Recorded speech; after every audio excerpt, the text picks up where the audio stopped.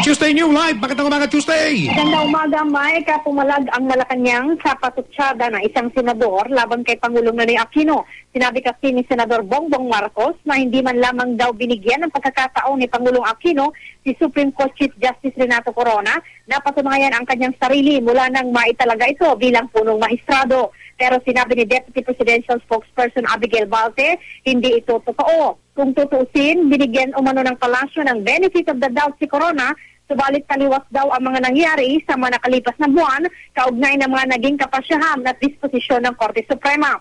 Samantala ngayong araw ay inaasahang testigo sa impeachment court si Ombudsman Conchita Carpio Morales. Ang pagpapasubpina ng impeachment court kay Morales ay para malinawan ang di umano'y pagtataglay ni Corona ng dollar deposit accounts na hindi nito idineklara sa kanyang Statement of Assets and Liabilities Network o SALN.